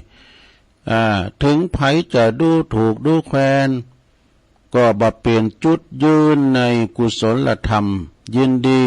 อย่างยิ่งในการละชั่วประพฤติดี ธรรมะของพระพุทธเจ้านั้นทันสมัยอยู่สุดที่สุดเป็นอากาลิโกคือไม่จำกัดการแม้แต่ในสมัยปัจจุบันยังทันสมัยอยู่ไม่ล้าสมัยแล้วก็ละชั่วประพฤติดีนะบัลลาสมัยเนอศรัทธาญาติโยมทั้งหลายอันนี้ก็คือเป็นบทที่76เอามัน77เลยเนาะตึก77เต่าอายุของหน้ากฐินปันดอนตองอายุเป็นเด็ก77คนเป็นว่าบทนี้เป็นว่าคนชั่วเช่นใดก็เป็นเช่นนั้นคบคนเช่นไรก็เป็นเช่นนั้นแต่กันเนาะเปิ้นถึงว่าในคุณเฒ่าบากเก่าตกหมู่แห้งก็ปิดแห้งนะแม่เป็นสั่งสอนเมื่อสมัยมันก่อนตุลุงพิษอ่านน้อยของจักละอ่อนนะกะคบคนก็คบคนดีอันนั้นตกหมู่แห้งเป็นแห้งตกหมู่กาเป็นกาก็ยังจำได้นะบัดนี้นะคบคนเช่นไรย่อมเป็นเช่นนั้นนะอยากเป็นคุณชนิดใดจงขวนขวายคบคนชนิดนั้นนี่ถ้าเฮาคบลิงเนาะ เฮาก็จะเป็นลิงไปในตัวนี่เฮาคบลิงก็จะกลายเป็นลิงเฮาคบคุณก็จะกลายเป็นคุณว่ะการเฮาคบเทวดาก็จะกลายเป็นเทวดานี่การเฮาคบคนชั่วก็จะกลายเป็นคนชั่วคบคนดีก็เฮาก็จะกลายเป็นคนดีถ้าคบอริยบุคคลเฮาก็จะกลายเป็นพระอริยบุคคลนี่จงหลีกหนีมิตรเลวเปื้อนเลวเหมือนกับเฮาหันสัตว์ไล่เนี่ยมันขวางตั้งอยู่เป็นงูเห่าน่ะหลีกเว้นไกลๆนี่มันเป็นอสรพิษจงเข้าหามิตรดีเปิดดีเหมือนแสวงหาอัญมณีนี่กันกัลยาณมิตรก็คบไปศรัทธาญาติโยมคนชั่วถ้าเข้าใกล้จะพาเฮาไปทางต่ำแต่ถ้าปะคุณดีเฮาเข้าใกล้ก็จะพาเฮาไปทางเจริญจงเจอมันในกัลยาณมิตรจงแสวงหาท่านผู้มีสัมมาทิฏฐิมีศีลมีธรรมมีศีลมีธรรมเมื่อปบแล้วจงเคารพนับถืออย่าดื้อต่อท่านจะเป็นลึกต่อท่านนะจะเป็นลึกต่อท่านเมื่อรับโอวาทจากท่านแล้วจงขวนขวายประพฤติดีปฏิบัติดีตามความเคารพการเคารพนับถือผู้ใดก็คือเฮากำลังดำเนินตามผู้นั้นจงแสวงหากัลยาณมิตรแล้วปฏิบัติต่อท่านผู้นั้นด้วยความเคารพจบลงไปสตาตึก77นี่กันเด้อ อันนี้บางคุณก็มสอบนะที่ตุลุงเรานะคุณเฒ่าบางคุณในเป็นโหโบราณเนาะสมาเนี่ยอันนี้มันจะทำอันพระพุทธเจ้านี่ทำตุนากายมันออกในธรรมเหมือนกันดูก็เป็นคติธรรมมาแล้วก็ถ้าอันตุสาถาโวอันนั้นมนกะเจ้าแบบเก่าอยู่เอวามเมสุตังเอกังสามายังสาธาโวดุลาสาปุริสะตังลายตัวลุงยังว่าก็มาคนละแนวอันแนวอู่ก็เดี๋ยวเอาแนวเนี่ยมันเสียงมันเสียงตัวลุงแบบไปตัว จะเอาแนวเก่าที่นี่วันนั้นก่อนต่อไปก็เทมนิทานสักเรื่อง2เรื่องนะลงนะนิทานมาในธรรมนะ นิทานนี่ก็ได้รับความอนุเคราะห์จากท่านพระอาจารย์จำเริญโชติธรรมโมตุปิเลินดอยถาดนะตะโปธารามเปิดมอบไม้ถวายตูนแต่หึงเมื่อเนาะนะคนขี้เกียจเนี่ยเป็นว่าคุณขี้ข้านถึงบัดดีเด็ดแต่ลูวลุนชาดกเกลียดค้านเป็นเหตุนี่นาเชตวันวิหารเด้อพระพุทธเจ้าตรัสชาดกเรื่องนี้เปิดสะท้อนหันถึงเหตุพระดิษะเถระปฏิบัติธรรมจนได้รับบาดเจ็บมีใจความว่าในอดีตพระตถาคตของเฮาในเสวยพระชาติเป็นทิศสาปราโมทย์ ทิสาปาโมกนะสอนมานพ500คุณกันนะแต่ก่อนนี่ตักกศิลาเมืองตักกศิลานี่ทิสาปาโมกนี่เปิ้นจะดังนะจะเปิ้นไปเฮนลามคำแหงก้ามอย่างกันเนาะเปิ้นจบลามคำแหงกันในตุลุงนี่จบลามคำหวยนี่ ตุลุงทาเปิ้นจบลามคำแหงนี่ตุลุงทานี่จบลามคำหวยนี่ มีสั่งสอนลูกศิษย์อยู่500คนนะทิสาปาโมกนี่นะในเมืองอยู่ในเมืองคันธาราชนะมีอยู่หันวันหนึ่งเนอทิสาปาโมกก็ได้สั่งมานบลูกน้องป่องปลายทั้งหลายเนี่ยไปปากันไปโซฮาโลหาฟื้นมาไปนี่ก็โซฮาโลในป่าบุ่นเนี่ยมานบผู้หนึ่งมานบทุกคนก็ฮักเอากิ่งไม้แห้งทั้งหลายนะเว้นแต่มานพผู้หนึ่งเนี่ยมีมานพผู้หนึ่งซึ่งก็เป็นคนเกียจข้านไปเสาะแสวงหาโลไม้แห้งที่ไหนก็บ่ได้ก็เลยเอากิ่งไม้ไกลๆเนี่ยซึ่งมันเป็นไม้ดิบอยู่มันยังแห้งเตอนะทำให้กิ่งไม้ดิบนะมันดีใส่เบาตาว่ะปุดโทษจนได้รับความบาดเจ็บเนอะพอตาบหันหน้าตาไปคว้าเอาไม้ดิบมานะเอาไก่หมูแน่เว้ยนะซึ่งเป็นกิ่งไม้สดแล้วก็ขั้นมากลับมาถึงที่สำนักที่ผักมโนผลนี้ก็เอากิ่งไม้ดิบนะไปกองเปิ้นเอาไปกองอยู่บุญสุดวะทำเหือนางทาสีที่มีนาตีเอากิ่งไม้ต่างหลายมาจุดไฟมันเผาบัดติดวะก็มันปิดไม้ดิบนี่จุดเท่าใดก็บัดติดว่าทำเหือมานพทุกคนรวมทั้งทิสาปาโมทซึ่งเป็นหัวหน้าสำนักอดเข่าเจ้าไปตามกันให้เข่าก็บาสุกตะวันขึ้นมาให้เข่าก็บาสุกกันนะทำให้ทุกคนเดือดร้อนกันไปทั่วถึงกันนี่ในการละต่อมามานพผู้เกลียดค้านนั่นก็คือพระติสสะเถระนั่นเองแล้วก็เป็นผู้เป็นอาจารย์นั่นก็คือเราตถาคตข้อคิดเรื่องนี้บนก็บอกว่าคนเกลียดค้านย่อมนำมาซึ่งความเดือดร้อนให้นำความเดือดร้อนมาหือยะ ขี่คานจุนเป็นเหตุแต่สถาเนาะก็จบลงไปสถา ที่จริงก็เอาไว้จัดหลายเรื่องแล้วแต่ว่าตอนนี้ก็จะมีข่าวสารงานบุญนี่ก่อนเนอสถาข่าวสารงานบุญ ข่าวสารงานบุญก็มีอยู่เพราะหลายสถานะเพราะว่าจะเข้าวัดสาแล้วก็วันนี้เนอะสถาญาติโยมทั้งหลายนาทีลานโขงแก้วอารามทั้ง3ของวัดพระธาตุดอยหล่ออันมีเมตตาบารมีธรรมท่านพระอธิการจิตอนาลโยตุปีเอฮอนเดอร์พร้อมกับโดยคณะศรัทธาพี่น้องบันวัดพระธาตุดอยหล่อกุหอหลังคาเฮินคือเปิ้นก็จะมีการหล่อเต้นวัดสาหล่อเต้นวัดสานี่เปิ้นก็จะมีผู้ที่มาจัดนะก็หลายอยู่เพราะว่าเป็นสมาคมคนพิการทางสายตานี่เป็นชมรมของเปิ้นนะเบิกก็มาเลิกเอาที่สถานที่โขงแก้วอารามวัดพระธาตุดอยหล่อเพราะว่าเป็นที่ล่มลื่นกว้างขวางดูทางจอดรถนะก็ไม่ก็ต่อก็ลมลื่นเป็นโรมนียสถานแล้วเปิ้นจะรอวันนี้เนอะเวลาสักประมาณ9 โมงปิ้นตุนไปนะไผอยู่ตั้งใดเปิ้นมีโฮงตานโดยวะนะแต่ว่านี่ตุปีแอเปิ้นว13เข้ามาแล้วก็เปิ้นจะมีพระสงฆ์จำนวน9 รูปเจริญพระพุทธมนต์มีคณะแห่ดอยหล่อศีลด้วยเนี่ยเอาใหญ่ด้วยนี่นะ โดยหล่อศีลนำทีมโดยอาจารย์ฟุ้งแล้วก็สมพรมิวสิกนะ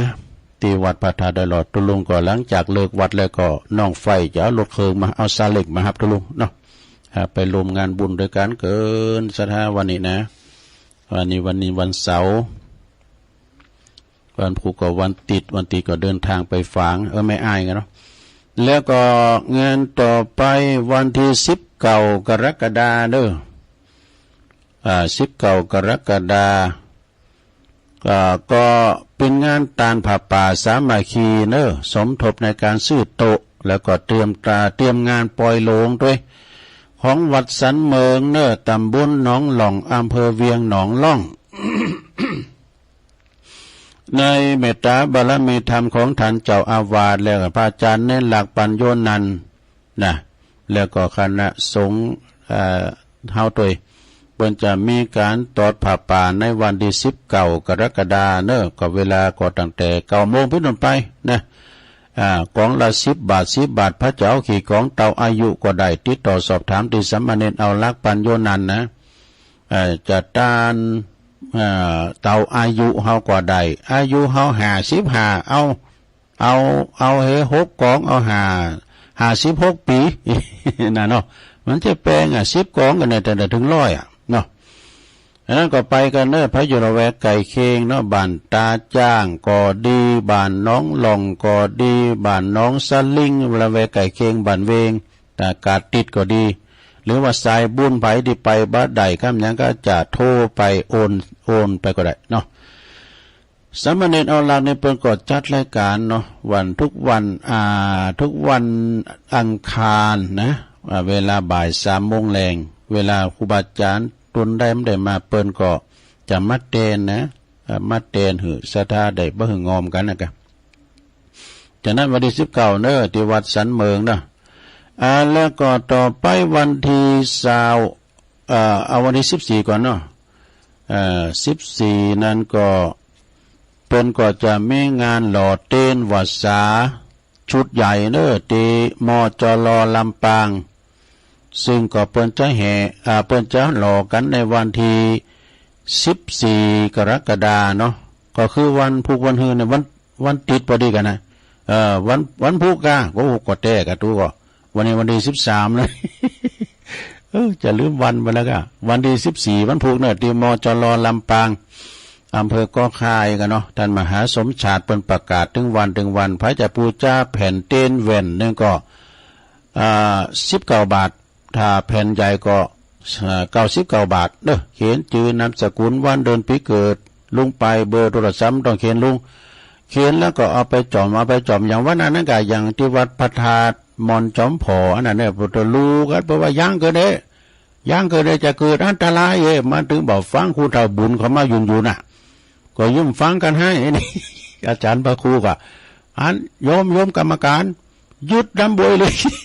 วิธีไหนโหล่ะยุดน้ำบวยก็ยุดน้ำบวยตักดีเนี่ยแต่จะย่างกันคุณเฒ่ามันนี่ก็ลึกเหมือน บุญมาติ๊กเตี้ย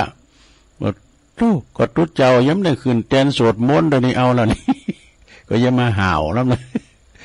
ก็พิธีมนต์เนี่ยมันจะเกิดอันตรายจะง้อมจะหางง้อมใส่กระทะทองแดง ก็เหลือน้ำตาตีนมันตุกใส่ขาเขานี่ประมาณมันประเจ็บนั่นนะโดดมาลงไหนลงอ่ะ ก็จะไม่ลืมนะวันที่14นะไปโลมโตการที่มจลลำปางคณะสงฆ์ที่เป็นพระนิสิตก็ดีคณาจารย์แล้วก็ศรัทธาญาติโยมต่างหลาย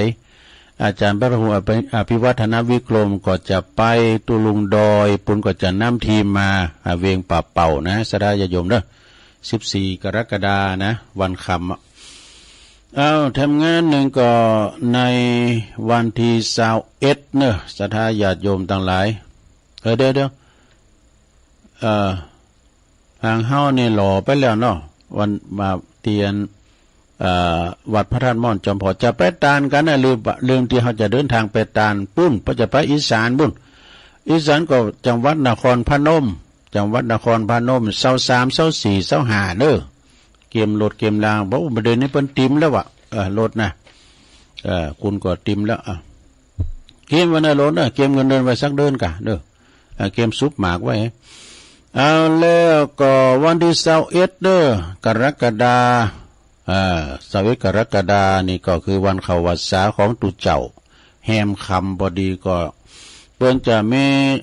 งานประเพณีทรงน้ำพระศรี2 เมืองติมอนพระเจ้าศรี2 เมืองดอยนางแก้วเนอะวันที่21เนอะญาติโยมทั้งหลายกินข้าวน้ำข้าวไงพระอยู่ละแวกไก่เคียงก็ไปกันคุณเล่าก็ไปอวยพรเนอะเพราะทางคุณเล่าตุปีการเขานะเจ้าของพื้นที่ วันที่21เนี่ยซึ่งก็เราจะมีงานปิ้นประจำกูปีงานส่งน้ำพระศรี2 เมืองแล้วก็ประทาดตึง2 ตำนานด้วยนะ ตั้งตำนานตั้งฝั่งตั้งเวงป่าเป่าเจงไฮก็เอาพระธาตุดอยตุง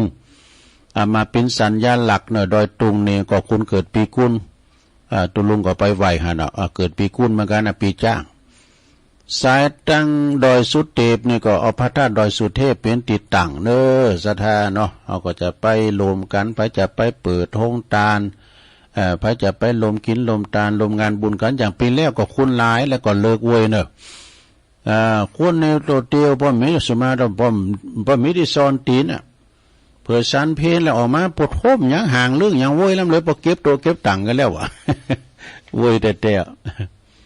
ก็วันที่21เนี่ยไปปักกันนะศรัทธาญาติโยมทั้งหลายตีม่อนพระเจ้าสีสองเมืองเอาก็ได้ไปได้แปลงกันมาก็หลายอันหลายอย่างเนาะศรัทธาญาติโยมทั้งหลายหลายอันหลายอย่างเมื่อว่ามันมีเขาก็แปลงให้มันมีก็โลมน้ำจิตน้ำใจสายบุญหลายตียามเมื่อเขาไปเขาแปลงเนาะคือยามเมื่อฮอดมาแปลงใหม่ได้ปุตโตยามเมื่อแปลงใหม่ยามเทศลาหลังเก่าตุลุงก็ไปโลมบนน้ำเมื่อปฐมมาเลยกะฝนตกเสียมากินเข่ากันปุตตาตามปื้นก็ไม่ฝนก็ตกใส่น้ำแกงปอจาง แต่กะหลง เพราะว่าจุนมันการกรุงลุงเรืองเนาะจุนว่าเศรษฐีใจบุญในทุนใจดีหลายทันหลายคุณที่เป็นมาสั่งบารมีรวมกันทางคุณเชิดพงษ์กิ่วแก้วเปิดก็มาแปลงเจดีย์พระธาตุกันแล้วก็ผู้ที่มีใจบุญในทุนใจดีต่างหลายออกเงินเป็นหมื่นเป็นแสนเนี่ยก็หลายทันนะหลายทันที่เปิดออกเงินออกทองมาเนี่ยเป็นเมนักก็หอมนักเขาเมนักก็ตามบาทตามแห้งไผมันไปนะโลเนาะของอย่างอี้อยู่มันก็อยู่ในบุญนำปาวาสนานำสูงเนาะพลิกแพลงจากก่อนนี่เปิ้นแป้งยังไว้แล้วเตะแก้กันแปมแล้วก็อาจารย์เจ้าคุณมหาทรัพย์เขาเนี่ยเปิ้นก็มาพลิกแพลงใหม่น่าจะปิ้นพระพุทธรูปเจ้าสีสองเมืองน่ะเปลี่ยนแผนน่ะก็เลยเปลี่ยนมาแต่เปิ้นก็แปลงบัดแต้นแล้วเปิ้นก็ลุ่มหายไปละสังขารไปก็มาถึงหมู่เฮาเจ้าขาดทั้งหลายแปลงจุนแล้วศรัทธาเนาะแปลงจุนแล้วกันไปเพราะนั้นก็ปากันไปเนาะศรัทธาญาติโยมทั้งหลายในวันพุกนี้ก็เป็นวันติดศรัทธาญาติโยมวันนี้ก็เป็นวันเสาร์ก็เป็นวันศีลโดยเกมเกมโตไปวัดไปว่าหนึ่งเข่าหงป่าทำสำหรับกับเข่าไปวัดไปว่ากันวันพระวันศีลภาวศีลนี่ก็จะเป็นการเข้าวัดษาแล้วการเข้าวัดษานี่ก็บางวัดบางว่าอนุรักษ์ประเพณีเตดน้ำเตดธรรมนอนวัดนอนวาที่เปิ้นบ้านหลวงบ้านใหญ่เนาะที่เปิ้นเข้าวัดเข้าว่ากันก็ความจริงก็เข้าวัดเข้าว่ากันนะซะนะเข้าวัดเข้าว่าศึกษาธรรมะนำธรรมคำสอนขององค์บวรสัมมาสัมพุทธเจ้ากันไป ตัวลงกันลังเปิดเมื่อตื้อก็จัดตักตังลายกันเนอศรัทธาญาติโยมตังหลายวันนี้ก็ตักตังลายก็กำลังเข้ากำลังเปิดเมื่อถือเนี่ยตลุงมันจะจ้าหน่อยกลุ่มขึ้นสีขาว148เนาะแล้วก็วัดพรหมมงคลท่าล้อ27วัดเหล่ามนทาทิพย์57เนี่ยนี่ปรากฏตักมาเป็นหลายกลุ่มเลยนะชมรมสกาย67แต่กันเนาะวันทีเนี่ยก็ลืมไปแล้วนะสกายร่วมใจเพิ่นจะมีแห่อันใบโฉนดที่ดินที่วัดป่าปีพระเจ้าอมลิ้นเนาะในวันทีมสังก็14ก็แต่ผูกเพิ่นจะมีตอดผ้าป่าอย่างตัวลุงก็เป็นสมาชิกเพิ่นนะว่า2ว่า8เหมือนกันนะแต่ว่ามันได้ไปโลมเพิ่นที่วัดป่าปีพระเจ้าอมลิ้นตำบลอำเภอหางดงนะเพิ่นจะมีตอดผ้าป่ากันไม่ได้ไปโลมก็เพิ่นเป็นสมาชิกชมรมเพิ่น แล้วก็คนดอยนกยูงเนื้อเมตตาบารมีดำไหวสานะครับเนื้อครูบาวัดเกตการามหลวงพ่อพระครูสันติเจติยากรนี่เพิ่นฟังกุตุนกูองค์เด้อนี่นะแต่เพิ่นก็ทำบุญบำรุงสถานีโดยโอ้ครูบาอาจารย์ก็ฟังหลายเนอะสถานเนอะ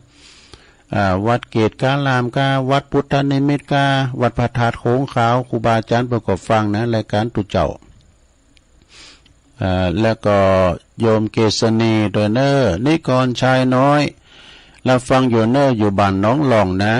นิกรชายน้อย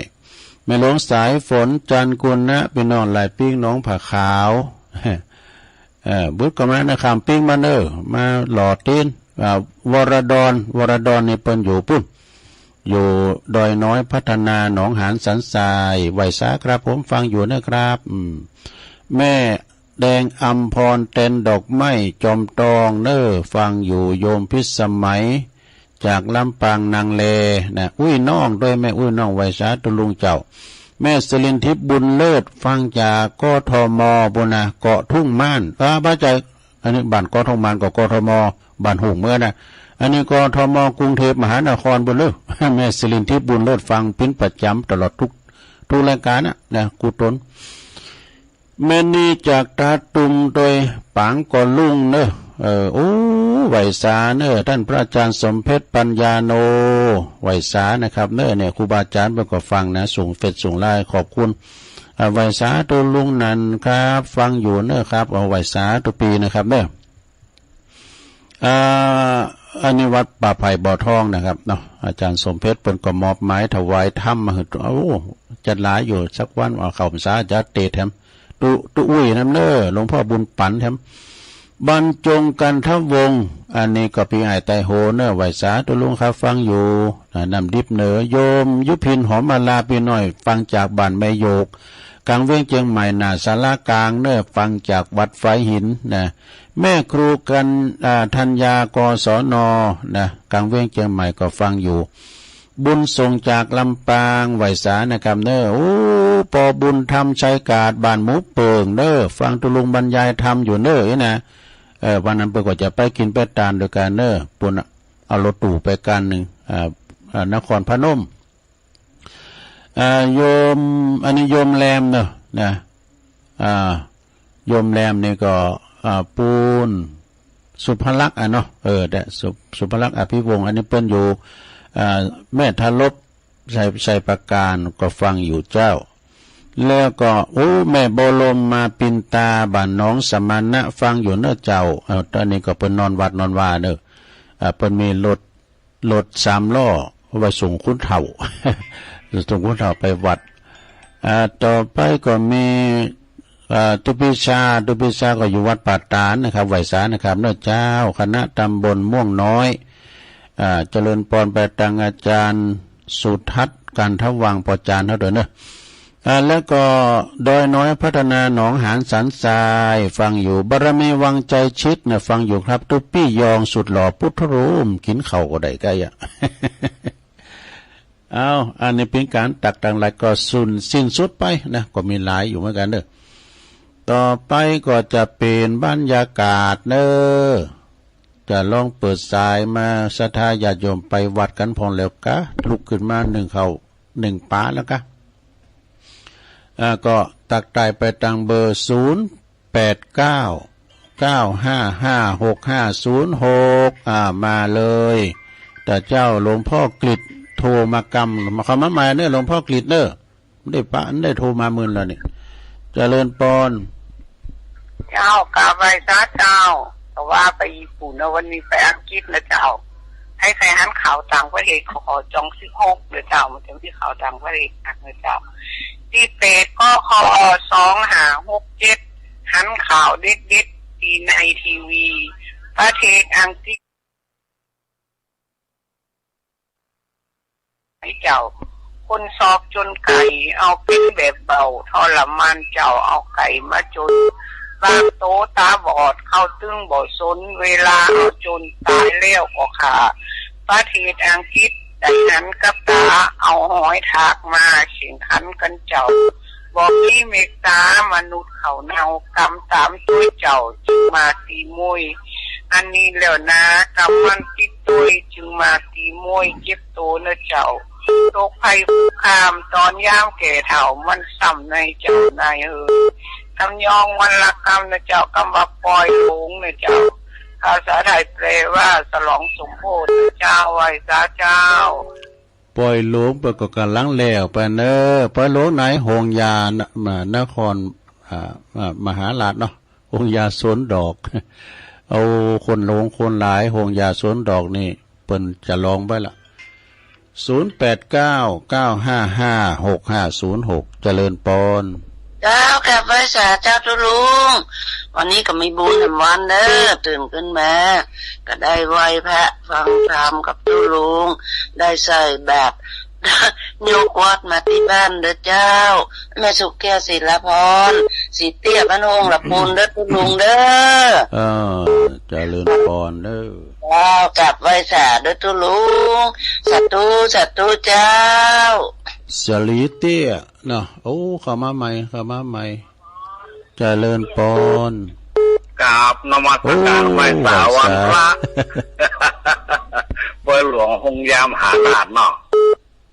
อาจารย์สมเพชรโทรมาบอกว่า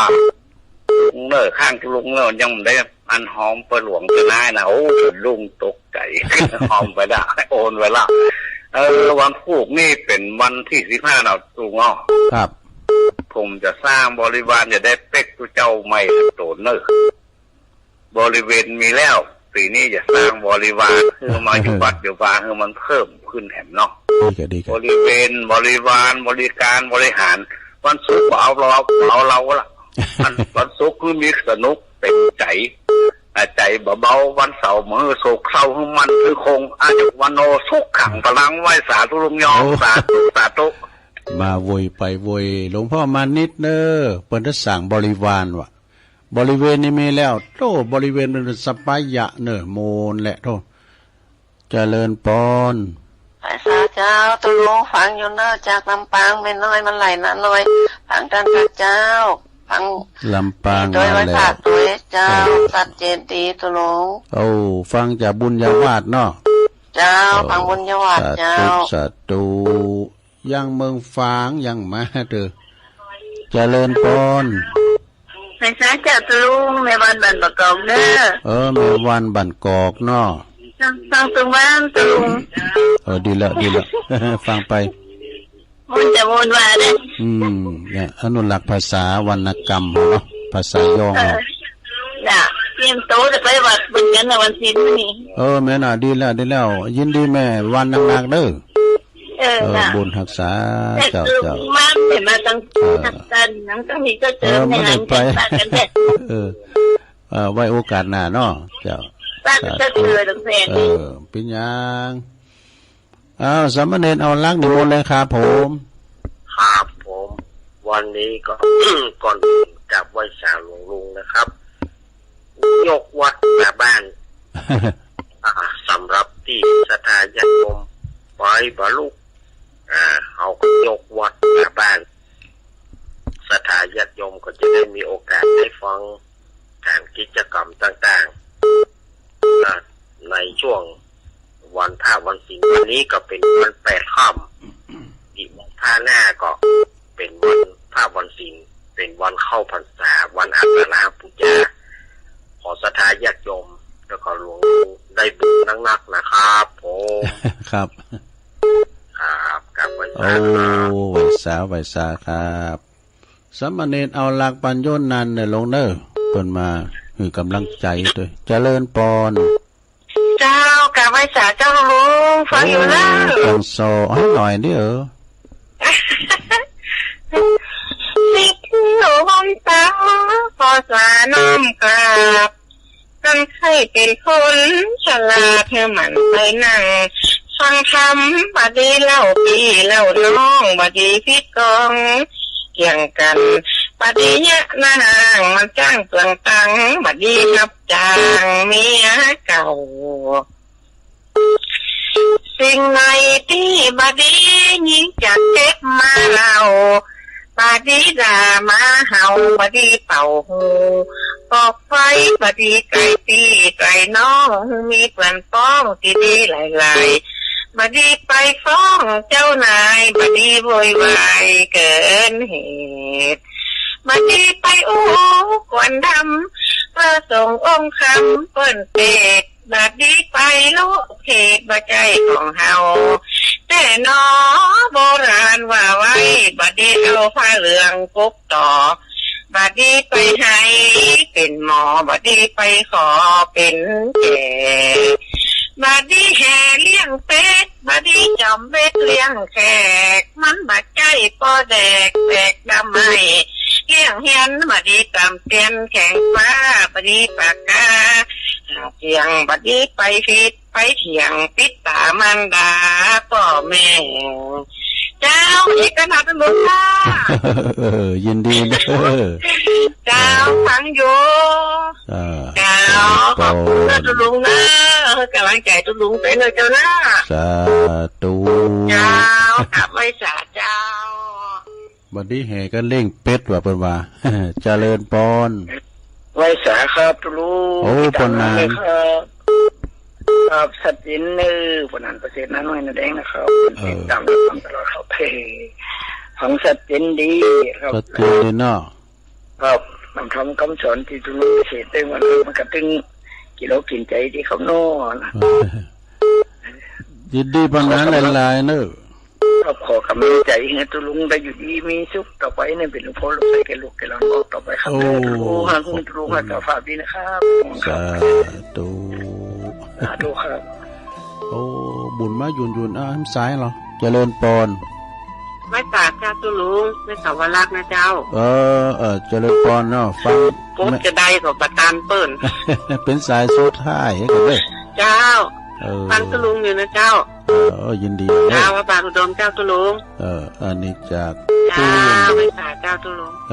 จากไส้ปากการบนนี่นะแม่สาวลักก็ตุลุงหับทรายบ่ได้แล้วเจอมาเกินเวลาเปิ้นน่ะเด้จะได้ก็เอาไว้โอกาสหน้าเนาะพัดหน้ามาปะกันอยู่